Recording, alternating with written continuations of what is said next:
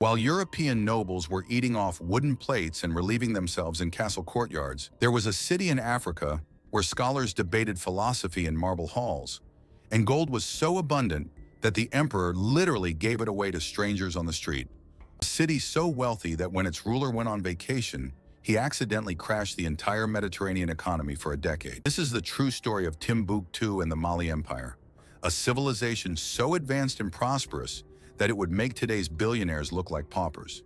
It was something far more sinister, and by the end of this video, you'll understand why this story was buried from history books for centuries. Our story begins in the 13th century, in the heart of West Africa, where the Niger River bends like a golden serpent through the Sahara Desert. Here, at this crucial crossroads between the Arab world and sub-Saharan Africa, a small trading post called Timbuktu was about to become the center of the wealthiest empire the medieval world had ever seen. But to understand how Timbuktu became the richest city on earth, we need to go back to the beginning, to a legend so incredible that even today, historians debate whether it really happened or if it's simply the most successful propaganda campaign in African history. Into this chaos stepped a man whose very name would strike fear into the hearts of enemies and inspire legends that would echo through centuries. Sundiata Keita, the Lion King of Mali. He studied the military tactics of different peoples, mastered the art of diplomacy, and most importantly, he began to understand something that would revolutionize African politics: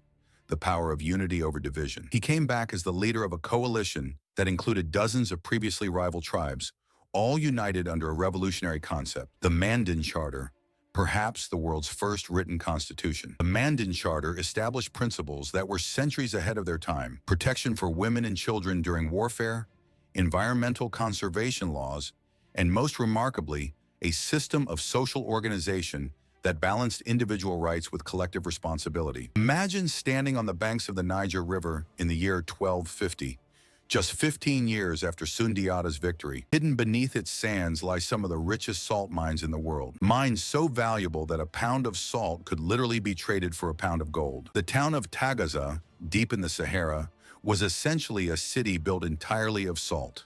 Slaves worked in these mines under conditions so harsh that few survived more than a few years. But the profits were so enormous that merchants considered this an acceptable cost of doing business.